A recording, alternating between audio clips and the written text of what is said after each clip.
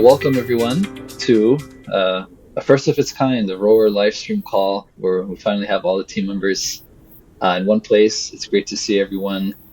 We wanted to talk about why we all chose rower today. So why we chose rower, stories, values, and what sets us apart. I want to start with the CEO and founder of Rower Consulting, the man himself, Mr. Nasheed. The spark. What drew you to sort of start Rower, and how important is the mission to what you have to offer your clients to you? How important is that? Well, the reason I founded Rower was because I believe that we could actually add value, more value than I was seeing happening within some of the organizations I was operating in. And so I came across an article in the Harvard Business Review that talked about results oriented work environment. And it was like an acronym ROW. And then I came across another one that was like results only work environment. And I said, I like that acronym. So I added an R and I was like, okay, I'm going to start a company that's focused on delivering results for our clients. I said in many meetings where other consulting firms would come in, they would talk about a whole lot of different things. They would actually ask for a lot of the work that I did, and then they would repurpose it, put it in some slide decks, and then they would build my company. And I was really confused at how that worked, right? I did a lot of work that, hey, can you send me this? Can you send me that? And I was like, okay, well, if we're adding enough value for them to take it and repurpose it and sell it back to my organization, let me start a company that actually delivers this value. So Rower was founded, and I really was looking for individuals who saw the same things that I saw. And they are more results oriented. They have high degrees of expertise and they take great pride in the work that they do. And I was fortunate enough to come across some of the individuals here who decided to join in on the work, and I've been honored to have them work alongside me in building Rower and the reputation that we have in the industry. So one of the first people who I came across was Houston, who I met on an engagement with Kaiser Permanente. Uh, so Houston, you want to kind of talk about that experience? Sure. I mean, it's funny that we started out with, complaining about not only the, the environment writ large in terms of the technology industry and how the coordination and alignment imperative that's really needed for large teams becomes its own kind of engineering burden.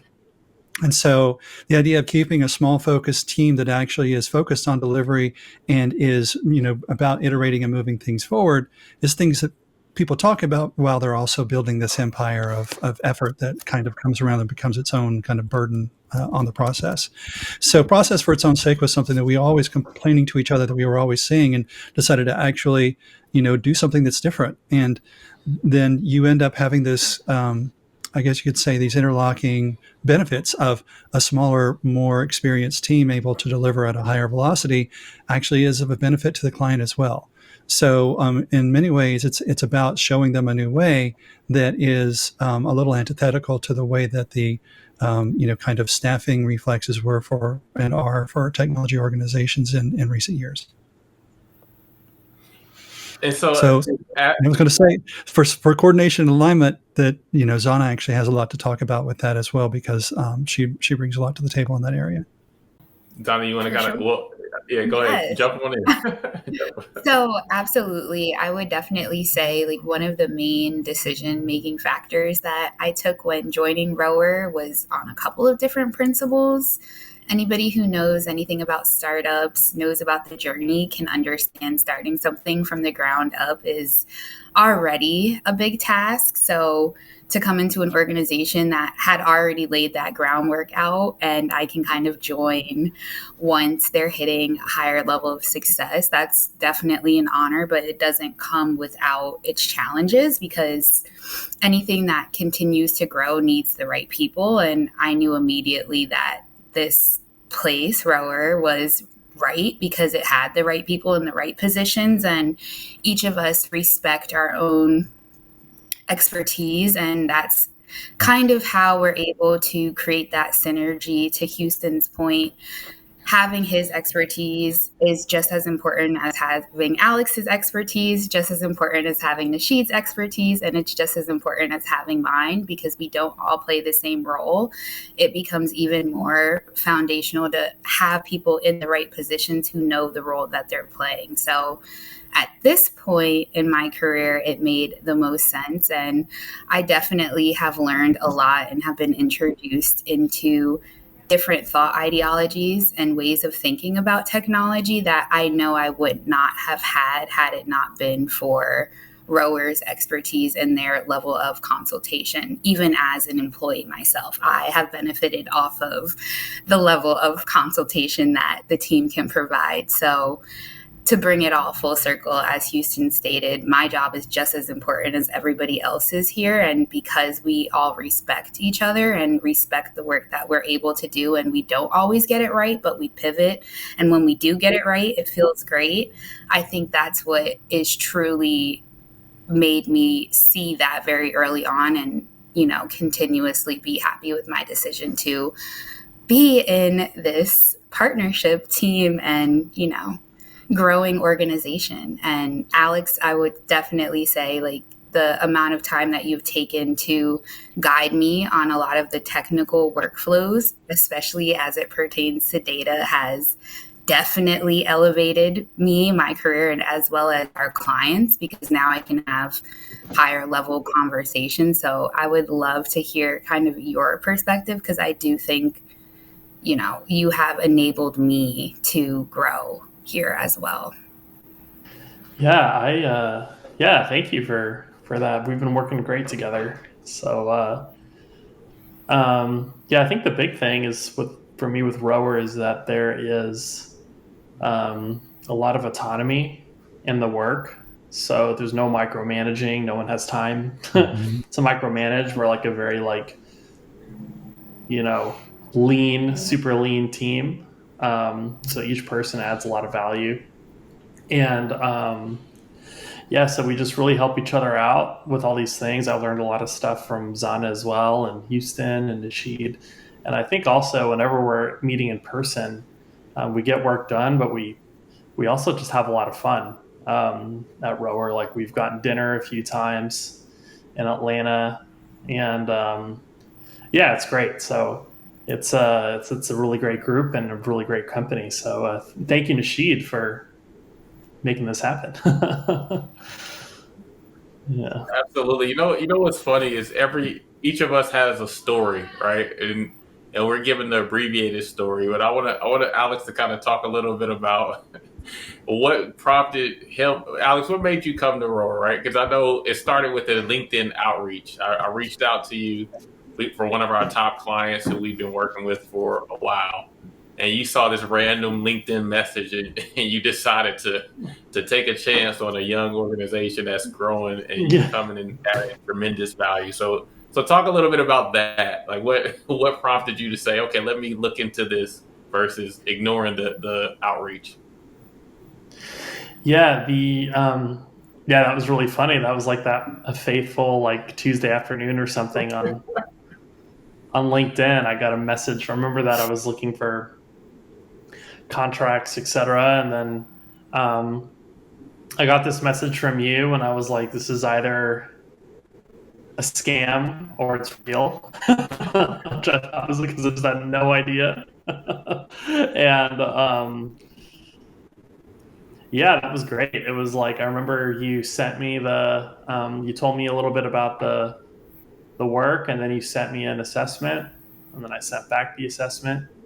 And it was definitely a leap of faith, because I had never heard of a Rower at all. It wasn't at the time. It wasn't really, it's just like, it wasn't like a Deloitte or something where you just immediately recognize the name. It was still in its infancy. So, I think we just took a chance. I think we just took a chance on each other. So, and it worked out. I agree. And I think that's one of the things that, when you mentioned the assessment, what comes to mind is really just trying to identify, not only does the person that we bring in have the skill set that's desired for the particular role, but also how do they, because we're a people first organization, how will they interact yes, we come across people who have great skills and experience, but are they a good fit? And as a leader rower, one of the things I've had to kind of go through is meeting some people who were good fits, others who weren't, and really just kind of navigating that. And I will say I lean heavily on the team to kind of help assess it, because we have great consultants who work with our clients that go beyond who you see on the screen. And I think the same process applies. It's like, hey, we have a conversation, we look for the deep skills, like the technical expertise, but we're also look for the personality type. And I always say I'm looking for type A personalities, people who are driven by excellence.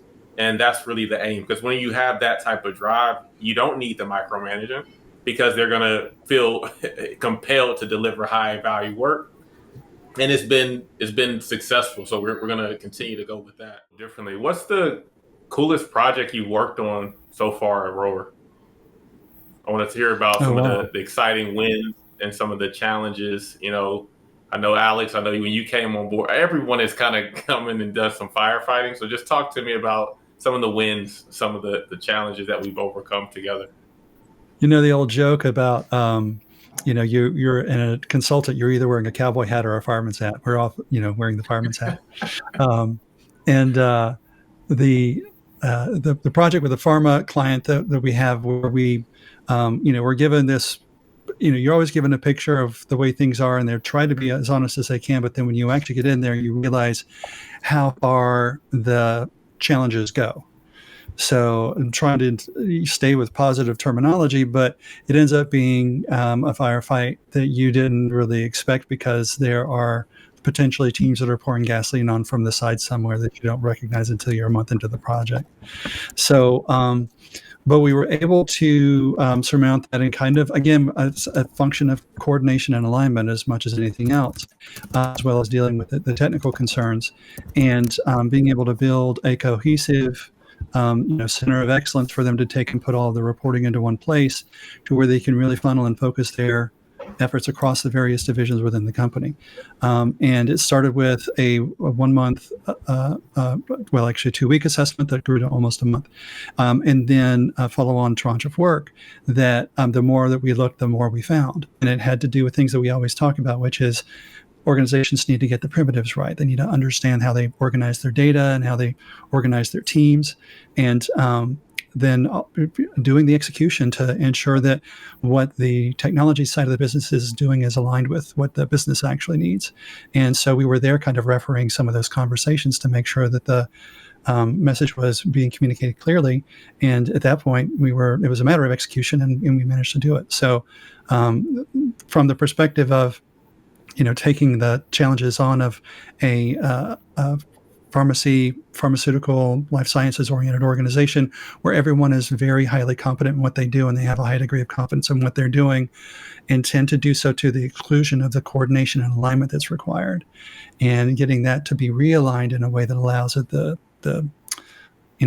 alignment to create an effect that's greater than the sum of its parts, was a really exciting thing to be able to deliver for them, and I think led them to find that on their own to a certain degree as well. So that was probably the most exciting project, was getting through all of those things that were beyond the known unknowns. No, go ahead, Zhana. Alex looks frozen. Okay, so I have a couple of different ones that I really like, but I think the most interesting one is probably more about like the relationship evolving. So we have another farmer client.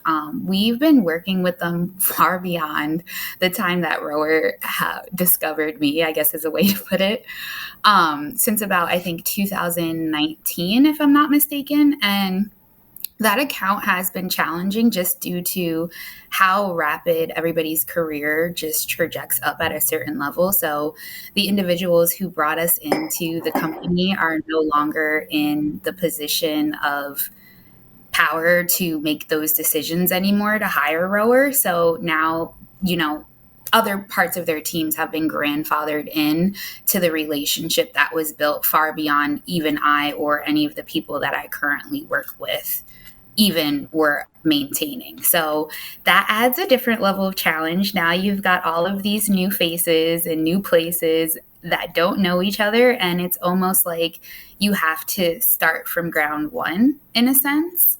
But it wasn't ground one because Rower already had a respectful reputation in that company. So I can tell that the leaders are trying to figure out who is Rower today versus 2019, as well as figure out how can we make the biggest impact while being realistic in the state of the world that we're in and the economy that is ever evolving. So that project, we were able to do our absolute best within the scope conditions of both sides, not only our side, but also working with the client, put really high level individuals in important places and create a successful outcome for the client. And I think what makes that project so special is meeting with the leaders and figuring out the conversations that we're having when we weren't in the room and hearing how impactful and how much of a presence we had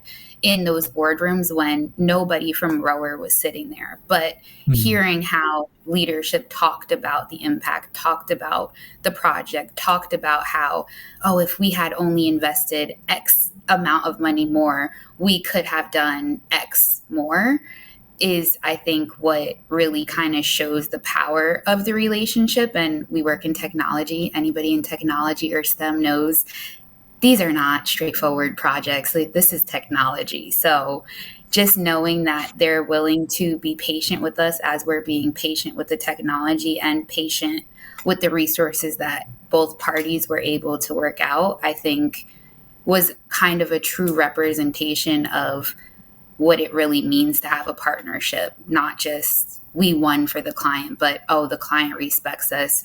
The client was highly impacted. And now the client moving forward will think of Rower as one of the people who got them through a major year hump and huge initiative at a fast pace, did it well, and we were able to create impact. So I think for me, that is like the biggest win.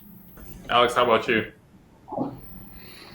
I think with me, there's a client, a long-term client that we've been on, that when I started with them, they had a very, I guess you could say, like, simple data environment, but it was also messy. Like, they had a Tableau data warehouse or a Tableau server, that was full of like old dashboards and all these things and redundant data sets and all this.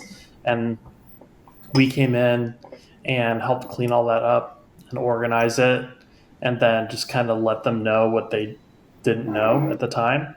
So they were actually able to see things much more cleanly. And then once that was implemented, we helped them with their implementation of ThoughtSpot, which is like a self-service analytics platform for the audience, for those that don't know.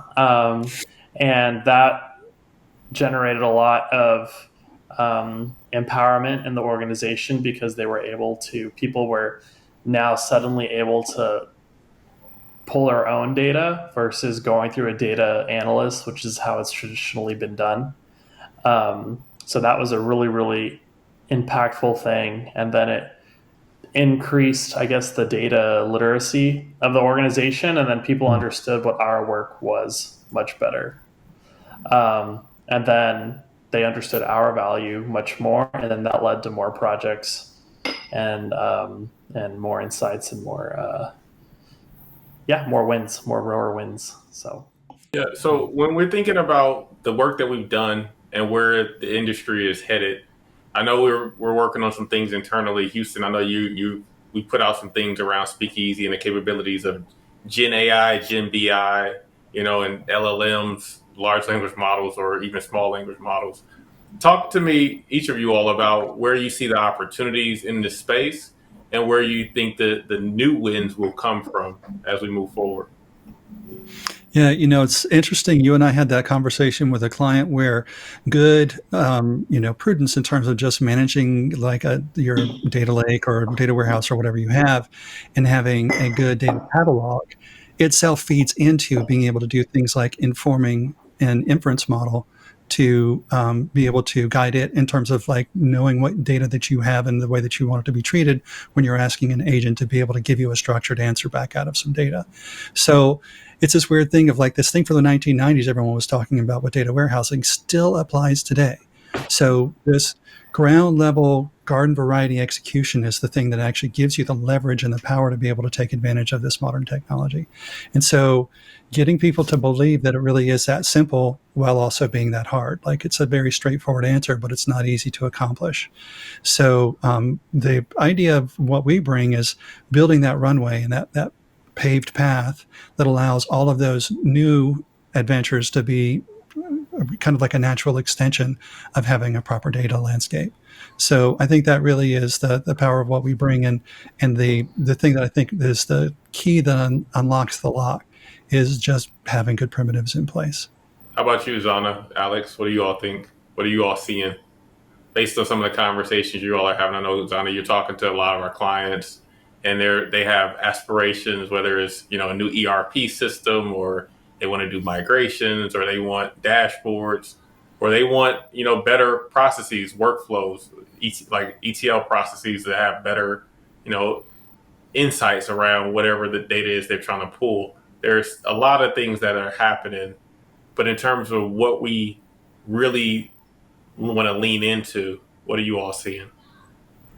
Yeah, for sure. So I definitely see a lot of ambition across the board with our clients, also with just the networking community as a whole. And I think that it's great that everybody is very excited for some of these emerging technologies, especially AI, which essentially has become like the biggest buzzword, I think, of our time. I wasn't around for the dot-com boom, but the conversations that I'm having are very much in line with how people felt when the dot-com boom happened. So for me, it's very interesting because I'm meeting with a bunch of people who were there for the dot-com boom and do remember it in their professional careers. And now I'm turning into a guidance around AI in this generation, which is a very interesting kind of paradigm if you think about it. But what I will say is I think the main benefit of working with Rower, and a lot of my conversations are focused around readiness. We should not bite off more than we can chew. And as Houston stated, it looks easy, it looks simple. You can go online and reference things like ChatGPT, and you think that, wow, like this would be great to have at my organization. But the reality from a data perspective and infrastructure, tech infrastructure perspective is much larger than the cool idea.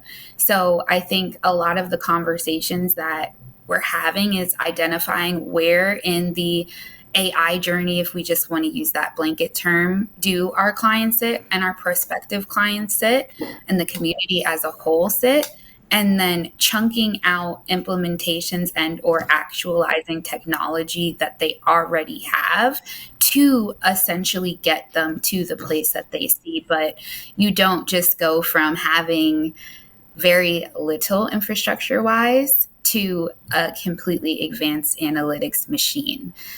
Data matures and you have to mature with the data. So I think getting that concept through and structuring very unstructured environments, and now you've got mergers and acquisitions, and you really have to think about all of the data that is flowing through your ecosystem. We service rather large ecosystems, so that adds another level of complexity when we think about how to get the outcome of AI or a chat box, so to speak. So for us, a lot of the time it's spending the effort around that discovery, that readiness assessment, and assessing their current tech stack to truly understand within X time frame what is possible.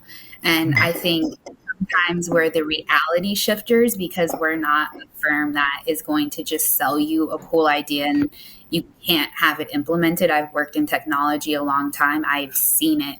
I've been on projects where that has been the case. But with Rower, we won't allow you to be at Z before you even get to step A or B.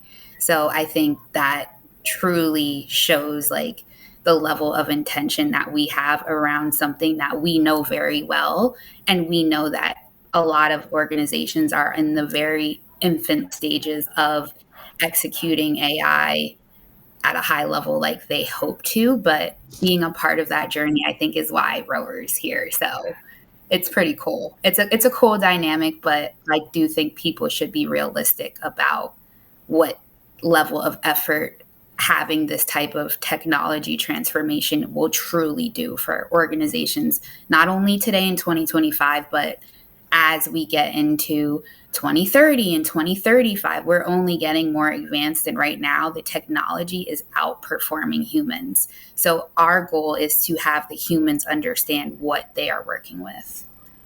Yeah, I was going to say there's a lot of experimentation that's going on both in the development of the technology and in the development of the solutions. And everyone treats this experimentation like it is the end result. And the thing that you're doing now may not be the thing that you're doing a year from now. That's just because of the phase of the industry that we're in. And you mentioned this from kind of like an analog to the dot-com boom. There were things that they were doing around e-commerce in 2000 to 2003, and yes, I was there, where they were completely different in 2004 to 2007. So, and much better. And so it's good that those things were set aside for the newer ways of doing things. So I think that that's what's going to happen within the AI sphere, and the idea of like whether you're just going to end up pushing all of your data out to an API endpoint for a company that you may not trust to give you answers back that may not be trustworthy. That's going to be going away, and it will be much more, in my opinion, much more local AI will be happening, that people will be within their own walled garden and their own security boundary. And those things are still emergent. And in order to be able to go ahead and make that happen, you can't just take and put a quarter in a slot machine and get security out. You still have to build that. That's still an infrastructure thing. So getting clients to understand through that process that this isn't just like a 10-year-old SaaS platform where you plunk down your credit card and you write a few scripts and you're in the cloud. Like, even the cloud doesn't really operate that way, but that's the way they imagine that it does, because that's what they're sold. It's part of the incumbency of what we provide is actually being truth tellers to a certain degree, and helping clients really understand what the actual cost of ownership is and the degree of experimentation that's going to be required in order to get a focused solution for their particular business problem. So those patterns will emerge, and they're continuing to emerge now. But I think that having a seasoned voice to be able to say, we've been there and we've done that, and this is what it really takes, sometimes sounds like it's a double-edged sword. It sounds like you're telling a client to eat their vegetables. But at the same time, it's like, if you do, you're going to be a lot stronger. So that's my metaphor. Yeah, I agree. And as you said, I think having that expertise on the team, and Alex, you're the one I think you introduced the term for me, full stack data scientist. Yeah. And I think of our team as that. Like, not only are we data experts, but we are software engineers. I mean, if you start going down the technology stacks that we're familiar with, and the coding language, et cetera, as the core leadership team, I think that the expertise shines pretty clearly. And then the resources that we bring in to support our engagements have similar skill sets, which is why we can see around corners. I always imagine compiling a team. Think of it like that we're bringing together the Avengers. It's like the high power experts who understand what it is, because we've done it, we've been there, done it, and that's how we're able to kind of deliver the value in an accelerated time frame that our clients begin to rely upon. And I'm having conversations with people who we've worked with who are saying the way you all execute is best in class. And it's not because, we're doing, magic. It's really because we have the experience. We've gone through the challenges. We've bumped as Houston always says, you kind of hit our knee on the coffee table a few times, so we know how to navigate around it. And we want to bring that benefit to bear for our clients. And that's what I really enjoy. But I think the big takeaway that I want us to kind of end with, unless anyone has any additional comments, is really that core piece, which is being able to solve problems that are worthwhile versus just checking the box. I think that's the thing that excites all of us here. And that's one of the things I see from everyone on the team at Rower is we get excited about worthy challenges. We enjoy the challenge. We enjoy using technology to solve those problems. And the clients who work with us and the ones that are our best partners see that value, and they want to understand what's possible, because there are many tools and technologies that are out there. There aren't a whole lot of organizations, consulting firms who come in with their interests of their actual client in mind, thinking about, hey, how can we help you operate better? And that's what I want to really leave people with. But if you all have any closing words, parting words, as we kind of end and conclude our first segment, please feel free to kind of just say what you would like to say. Yeah, I think what I like about Rower is that Rower doesn't really do I guess, what has traditionally has happened to consulting that gives consulting a bad reputation, where they always like dangle the carrot in front of you, like they get you like pretty close, but they say, but you still need us, so please renew the contract. Whereas Rower just focuses more on, okay, we're going to make this so that the client can do this stuff on their own, and then we'll just find more ways to add value like within the client. So it's like a win-win thing, rather than this like subscription based carrot dangling thing that's been traditionally done. So yeah, I think that's what sets Rower apart a lot as well. Like I've never had a conversation where it's like, how can we make this to prolong the contract or whatever? It's never been like that. It's always been, where can we add more value? And then if that leads to another contract, then that's awesome and everybody wins. But it's never been like on purpose, like to just do it just to make more money. It's different than that. Yeah. For sure. I think for me, I've been in a lot of environments, and I really appreciate environments where people are authentically themselves. So it goes beyond just the team of Rower. It goes into the intention of who we choose as clients to partner with. Because as Alex said, that's a mutual decision, right? Like, just as much as we love doing business with our clients, we choose them as partners too. And I think the intention behind doing work with real people is really powerful, because there's not that fluff, to Alex's point. Everybody, whether it's a partner at a different organization, a pharma firm, somebody within the food industry, or even education, everybody is themselves, good or bad. We all have good days, we all have bad days, but we're all human at the end of the day. And I don't see the ego fight that I've seen in some other places when it comes to business. So I think that really shows the level of intention that Rower puts into their clients, but also the level of intention that our clients put to us. Because for me, that is always the goal, just to show up authentically at work. And I don't want to feel like I can't show up authentically at a client either. And I think that for me, that is the most powerful part of working together, right? We're not just Rower, we're partners to whomever we service. So I appreciate that a lot. That's really great. One of the things I was thinking about was the fact that we can take the angle of either helping a business find greater efficiency so they can operate at a lower overhead, which is typically where a consultant is thought of as coming in, and that kind of slips into the slippery slope of staff augmentation. We certainly do that. There was a client where we took their whatever $15,000 a month cloud spend and took it down to $500. But that has that cumulative effect of giving them degrees of freedom to be able to pursue other things. And we've also worked on capital projects where we were helping both bottom and top line effects of the company from the things that we were building, which would be something that typically they would have with highly invested internal team be able to build for them, but they entrusted to us because we knew that we could bring both that extra capacity and that expertise, and then proliferate that within the working group so that they can continue to maintain that capital project. So that I think is really key for being able to create sustained value within the organizations that we engage with, and I think is one of the hallmarks of Rower's positive reputation. My favorite industry to work in is, that's tough. I've worked across too many. It's a tough question.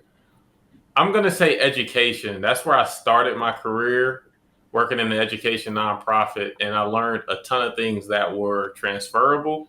We did a ton of GIS mapping. We did a lot of analysis, and that's where I really honed my skills as an analyst. And I want to kind of give a shout out to my manager who was there. His name was Steve Suits, and he actually taught me how to be an analyst. And I had some amazing managers along the way, but I'll say education. And my favorite visualization tool is Tableau, hands down.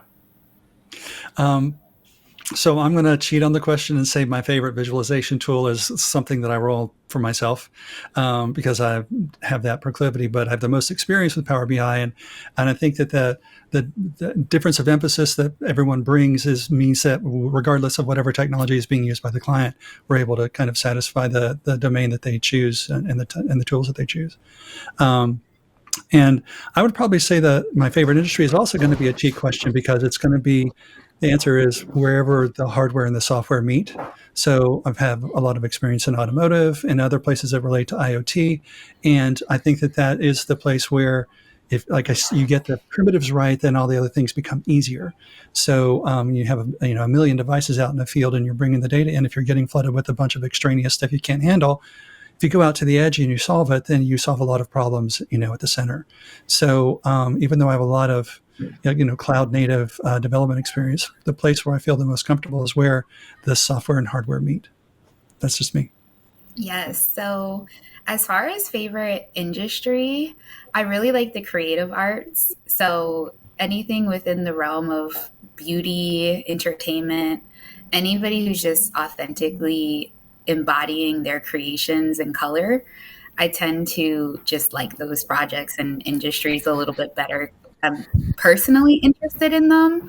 However, honestly, in technology, all of the projects are similar in their own regard.